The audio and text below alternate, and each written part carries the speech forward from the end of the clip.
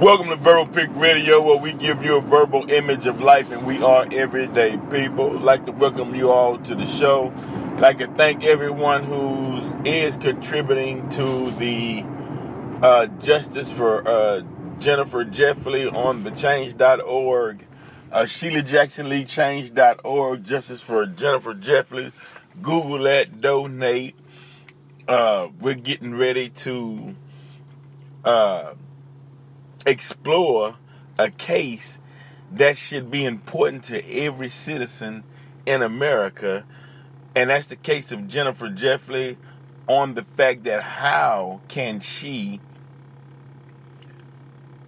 be sentenced to 40 years at 15 years old in the 8th grade for a murder she said she didn't commit, and she had a signed confession without her parents or an attorney or legal counsel present. She didn't know her Fifth Amendment rights, didn't understand the Miranda rights, if they were even read to her. She didn't understand any of it. She was 15 on her own, 8th grade, didn't know the law, and wound up signing a typed confession from the police on the promise that if she signed this confession, she could go home. Didn't read it, signed it, and 21 years later, at the age of 36, she's still behind bars. So everyone that's Googling Jennifer Jeffley, and that Jeffley is Jeffley, check out this case, see what you can do to help her. As far as black kids in this justice system, it shows that in some aspects, the Jim Crow, black codes, these racist laws are still in effect. And race plays a big part in America, and it shouldn't. But since we're on the topic of race, let's get into it. Let's get it in. Now check this out, right? At the campus of UT, to me, and I saw the picture, but it seems like a black man went stabbing white people at UT, from what it looks like on the... So far, that's what's coming in on the TV screen. Now, there might be some new updates as far as the victims, but his last name was White, and he, I think, killed one and stabbed about 3 or 4 more. So when they interviewed the students at UT, some said that things were being posted on Facebook. Racial tensions had gotten high, and as a result, some stabbings occurred. Which, when you disagree on anything, and including race, that's why you have an open dialogue. You know, you see on Fox 26 News where you see Brother Cornell X going at it with the other fellow. That Michael Berry, I'm not sure. But in a dialogue, it gets heated sometimes, but that's a dialogue. Because the truth is the truth, regardless. It's the truth. And so what if someone gets mad and upset, and that's the reason why they say the truth hurts. So who cares? But it is what it is. And so sometimes I'll tune into the AM station and listen to talk radio. Show you how race messes things up, right? Not for the racist. White guy called in and said, man, you know, I'm tired of seeing all these illegal aliens or Mexicans when I drive on the freeway, seeing all of them doing all the construction work.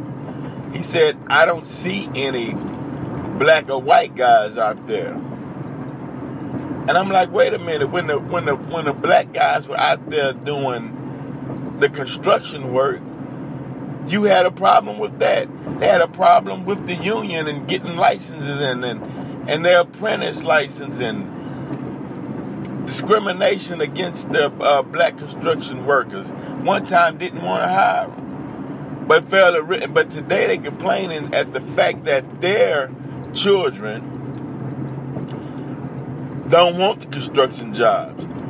And so you have 40% of the millennials at home with their parents, but they're saying, okay, well, the problem is now they saying the problem is the fact that parents are not telling their children to go after the hard jobs until they can figure out a better route. So they're saying that parents, they're not instilling that in their children, that you have to do what it takes, even if it's construction, cutting grass, building on houses, whatever or what may have you, in order to have a successful life. And a successful life is you have a thought, it's something that you might want as an individual that you feel would enhance your life or, give you some type of personal enjoyment, and you want to be able to go out and purchase it, whatever it may be for yourself. But when you don't have anything coming in as an adult, you don't want to turn to your parents and, can you give me $50? You want to earn that or work to achieve so you can get whatever material item or whatever it is, like they say, that makes you happy. And so they're not instilling that to where go get these hard labor jobs. The Mexicans or undocumented workers or whatever term they got come in and they'll do that labor. And then they'll holler back and say, well, the black man is lazy. But when the black man was doing the work, you discriminated against him till he got tired of the racism. And then the white kids, they didn't want to do the construction work. That's why they're at home with their parents. And see how racism comes back around and bites you. Now you complaining about the Hispanics, but you didn't want the blacks. The world we live in. So on the UT campus, University of Texas, the guy went off, stabbed people, but if you some white students and listen to the interviews, feel is leaning more towards racial tension. And, to be honest and realistic, that the generations that's coming, they don't like out and out open racism. I mean, you can be a racist if you choose to be. That's your prerogative. The problem is when you start spewing it onto others. It's like we neighbors, one black, one white, and you let your trash roll off over in my yard. That's a problem. Now, if it's contained in yours, but hey, that's your property, okay, that's fine. As soon as it crossed over into mine, I got a right to respond. Is what I'm saying. And then these code words, where they will refer to a urban community or a black community, Hispanic community or whatnot, minority community or whatnot, they would say terms and use it as the Robin Hood district, which meaning that people are taking from the rich and giving it, they taking from the rich districts or rich people and giving it to the poor. We have a problem with that. The sad part about it is the root of the problem is not being discussed, or it's being ignored, because what it takes to fix the problem that was created, they don't want to go back and do. So how they deal with it is to hurl insults and create division and create a false narrative and say that things are this way because this person doesn't want to move, doesn't want to go to work, doesn't want to, when some people, everybody doesn't have the same tolerance level.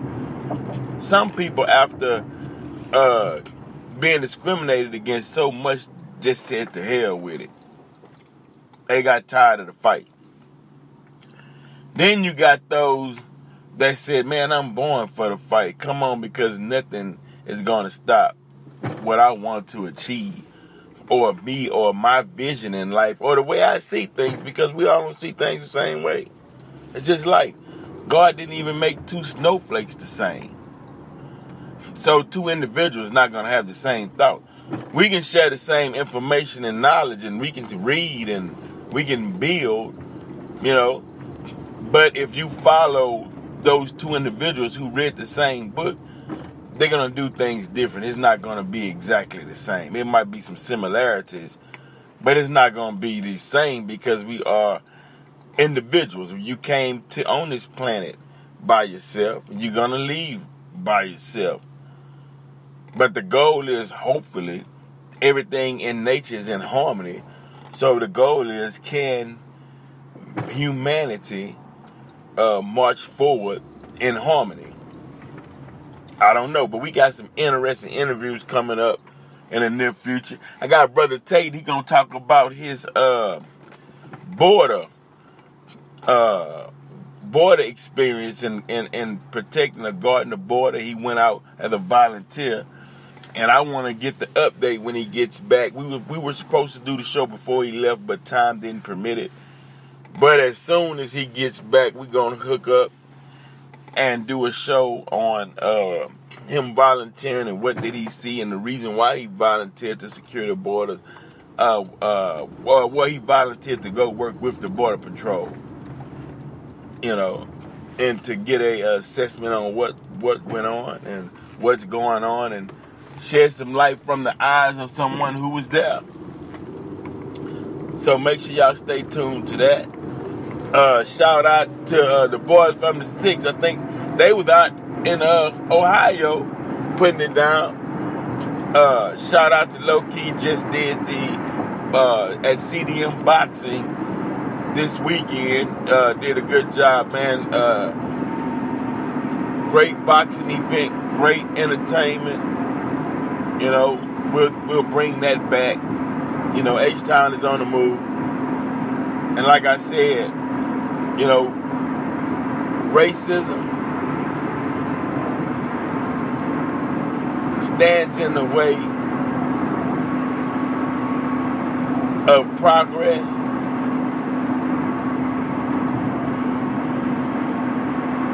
But since this country was founded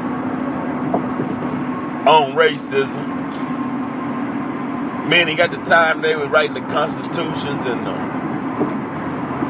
Emancipation of Proclamation and whatnot, some high elected officials and presidents owned slaves.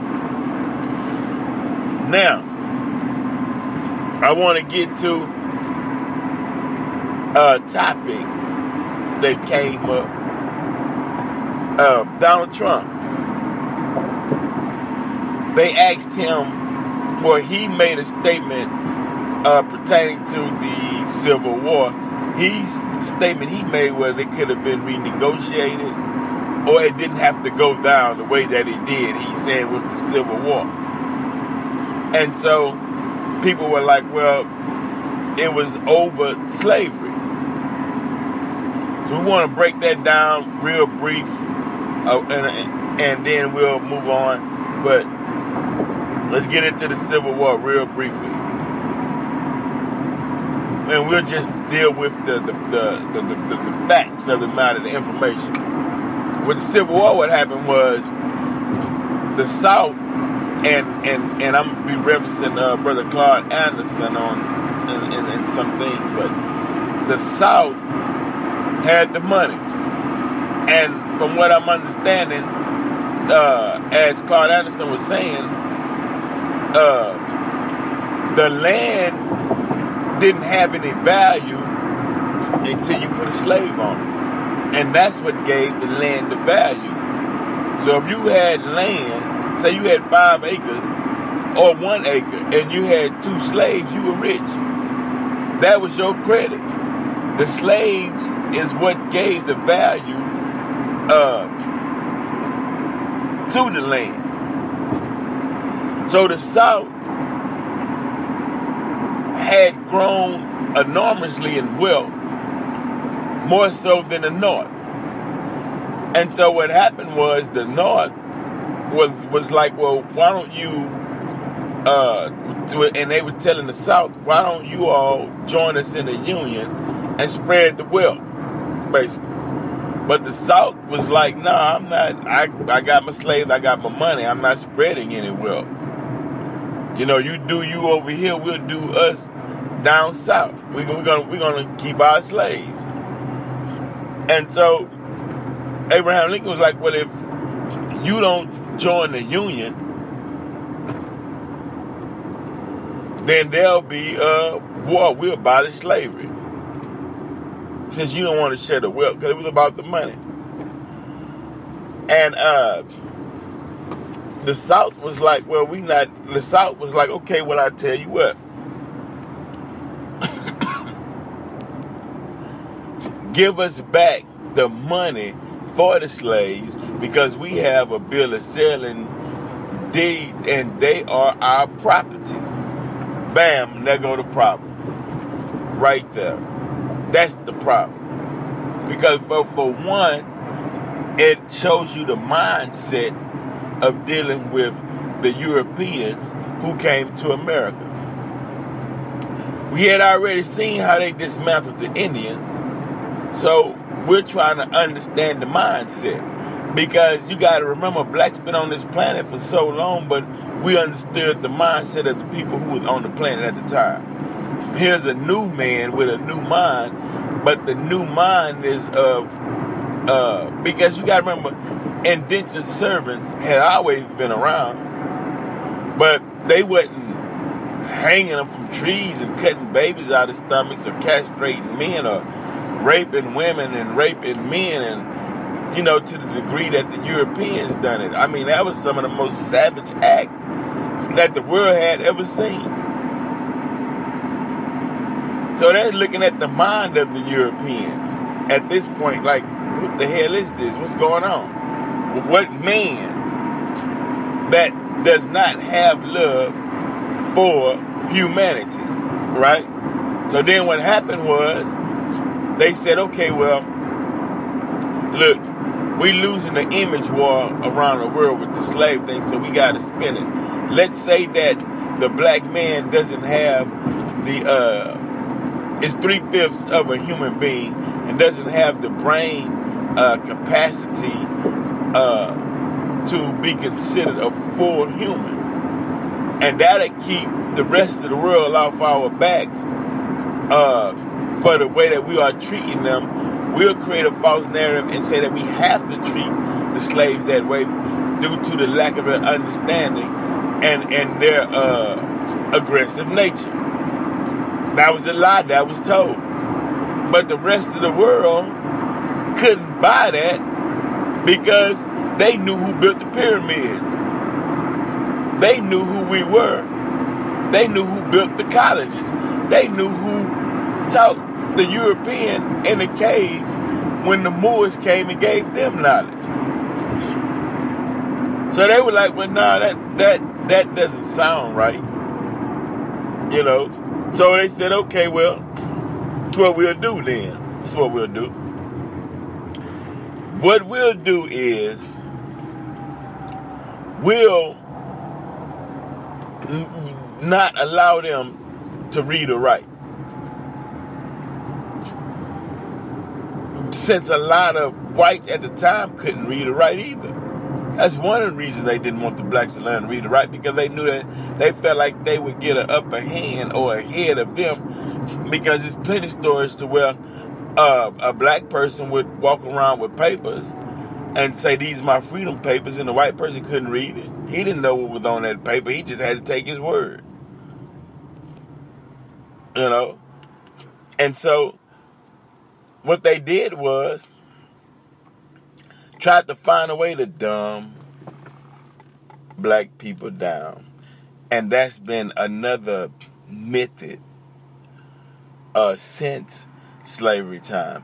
And they say, well, why do you always go back and reference that period of time? Because it's that period of time we trying to shake off of us today. That's the purpose. We still trying to shake it off of us. We're still trying to shake off the fact that we wasn't at one point allowed to read and write. And in some cases it's been passed down from generation to generation, where the desire to know has to be rekindled, has to be rediscovered. It's all of this that they set. I mean, it was all by design. Thomas Jefferson was like, we need to send the slaves back to Africa because they felt they did a great injustice. Let's send them back. They were already trying to find solutions to the problem. You know, you had whites who come to America from Europe and was like, nah, these Moors, these blacks, the people you got, which they knew who we were anyway. But they wanted to hide the dirty secret from the rest of the world because they didn't want the rest of the world to judge them as savages due to the behavior, the mindset, and the actions that were took out upon the heads of black people. So to cover it up, we're not going to let you read or write. We're going to change your name. We're going to cut you up into 14 pieces and scatter you around America. We're going to hide who you are right in plain sight. But now, mind you, we don't mind making statues and whatnot of your great, of our great history. You know, we'll keep the names of cities, but you're not going to know that you were the one that named it. Like Memphis, Tennessee, and Memphis and Lower Egypt. It's all us. Like the brother Wallace, who did the interview with me on Nacogdoches, Natchitoches, and Natchez, Mississippi. You know, we didn't need to know that vital information about our history. That was determined by a slave master. Then they even got down all the way into the religion. Put slave, turn the other cheek, work the Bible on us. Even though the Bible is a collection of ancient writings, you can get some similarities from the Bible, from the Egyptian Book of the Dead, and read and see where they got their translations from. Then you can go back to the oldest Christian religion, which is the Coptic or the Gnostics, and they have two different belief systems. One belief system, the Coptic is what they call now Africa, but Afrocentric, and the Christianity that the other side of Christianity is Eurocentric. when I say Afrocentric and Eurocentric, I mean Afrocentric based on ancient Kemetic laws, based on teachings such as God is within the individual. The temple of God is within. Where the Eurocentric teaching is God is without. Is without, meaning outside of yourself. It's not, God is not within. You look outwardly for God. Where the Afrocentric teaching was, you look inwardly for God. Within, He's housed within your flesh. So that's what that is. So dealing with race, and we're just pointing out timelines, but we're saying that how it messed up minds and planets and people.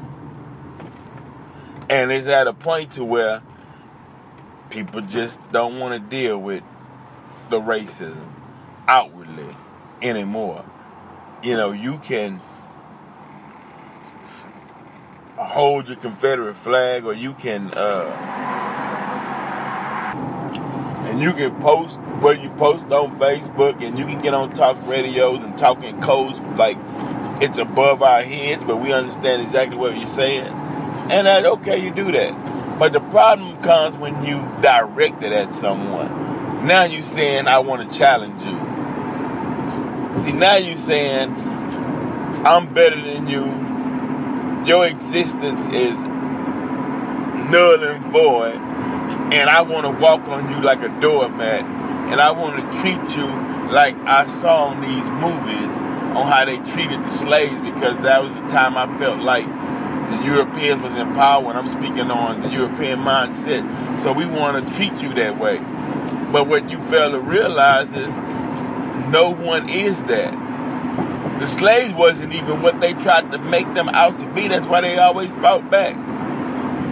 The response was, I'm not a slave, but you're trying to put me in slavery. It's a fight. I'm not a nigga, but you're trying to relegate me to a nigga. So it's a fight. Now, I know when they say, now me personally, when they get on the word of nigga and nigga, you know, the only, what I can agree with is when they say the nagas or the kundalini energy that travels up your spine, or they call it that serpent or that serpentine fire or serpentine energy. No, okay, I can deal with the nagas and understand that in the ancient teaching or ancient text. But I can't understand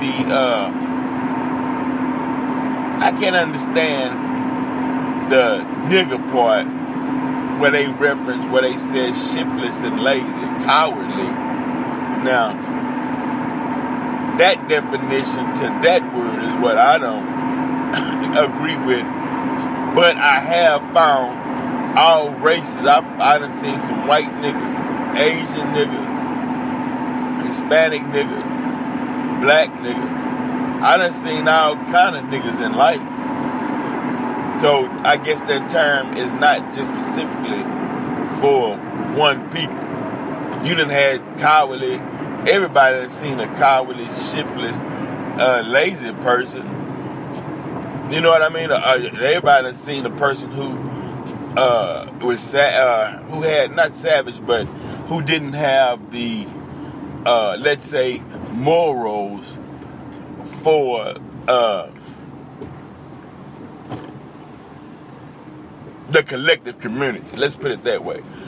Meaning you have white people that ride in a neighborhood and throw their Coors cans in your yard, and when you see them, you say white nigga. You know what I mean? I've seen it 1,000 times, and we all seen them do acts, savage acts. But that goes across all races. We done seen every race do something that was savage. And said, damn, what sense did that make? You know, especially, you gonna snatch an old lady's purse, try to get her rent money? That's savage. I don't care what color you are, by definition of the word nigga. You dig what I'm saying? But when they say, nigga, then I like to think they saying Nagas and we were just pronouncing it as niggas, Nigga, but it's Nagas, the Nagas. We can deal with Naga. What's up, my Naga? Because we saying what's up to that Kundalini energy, that serpentine fire. So that's fine. And then, two, Hollywood. Hollywood does not and will not have a strong black superhero. He would be a bumbling idiot if you get in Hollywood. Hollywood, you're not going to be a masculine black man in Hollywood. You would put this dress on. You would have a homosexual reference to get the laugh. You know, that's Hollywood. Females sleep with women and they must degrade black men. That's Hollywood. Or you going to chase the standard of white beauty. Or if you do put on the standard of a natural, and I'm talking about for us black women, in your natural state, they're twisted where, yeah, you can be natural, but you're going to have some tendencies of homosexuality. Or they'll make you sleep with a white man. Like Tara on Queen Sugar. Man, I happened to stumble across the Oprah show Queen Sugar. They had Tara from, the vampire show.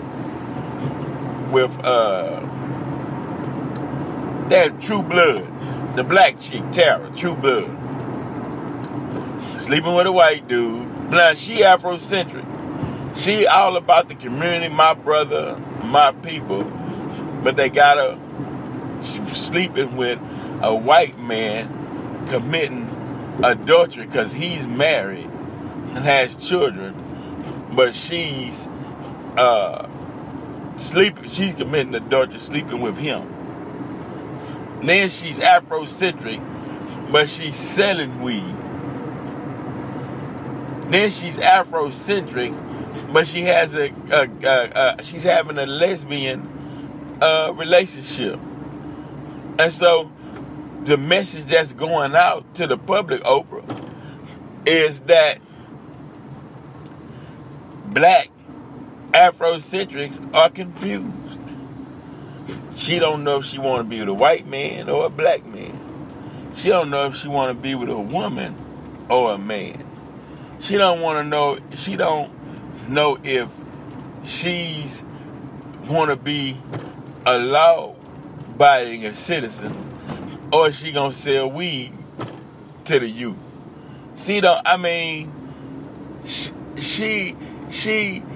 They got Tara as Super Negro and Queen Sugar. She playing the role of Super Negro. She does outside of what's detailed in the title or action that she claimed to represent. You're a strong black woman, but you sleep with a white man that's married. You black power, but you sleeping with a white cop. You selling weed, but your boyfriend is a white cop. You about black man and black woman, but you in a lesbian relationship. Hollywood, man, but that's Hollywood though. Hollywood will give it to you. That's Hollywood. The problem with Hollywood is the people who try to emulate what they see on TV, like that's actually real life when someone is writing that script to, they're writing the script so they can create a certain type of thought process on what they'd like to see come into reality. So they write it, put it in the movies, hopefully enough people see it, and then start emulating it in real life. And that's what that is. So as we conclude, we can all honestly say that racism has screwed up not just the country, the world, because you got racism in India with the caste systems and the untouchables, or where the darker skinned Indians, and I'm talking about in India, are discriminated against by the lighter skinned Indians, or who might have been mixed with the British when the British conquered them or adopted a British way of thinking, or just by their own creation of a caste system. Tearing up the world.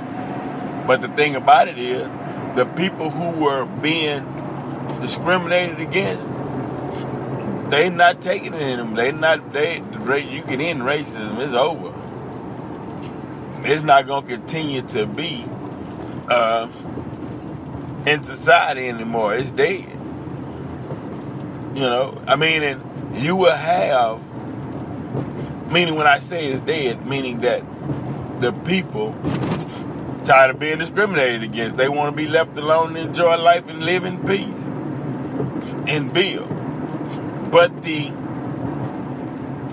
situation that they were forced into has to be rectified, and some money, and that's why they call for reparations for the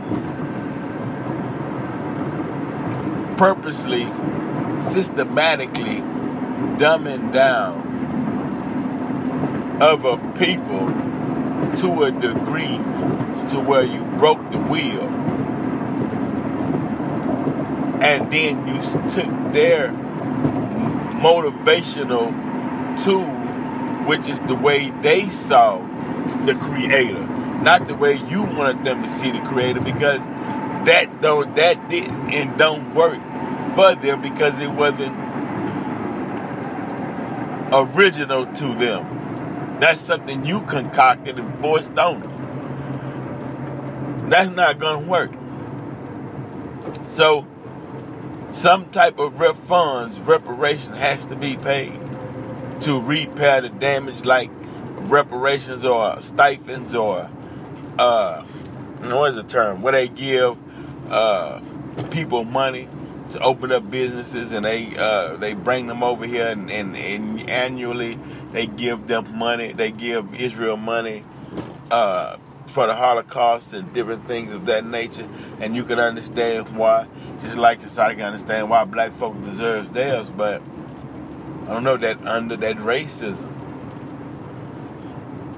you know, that deep embedded racism will allow people to fight against the production of black people. But that's okay, because there's a God, and black people fight to get to the top of the mountain them damn selves and achieve. And there's a lot of black that's not having it. So this is Verbal Pig Radio. All right, we'll keep hitting you with different topics, different point of views. Go Google Jennifer Jeffley, Jeffley is the spelling of the last name. We'll keep you updated. Man, I gotta appreciate again Krishna on the legalese and helping the Moors. Brother Jamal, Muhammad 2G. Shout out to Hip Hop for Justice. So many out there. K Reno doing his thing. Much love. And it's Verbal Pig Radio. We're out.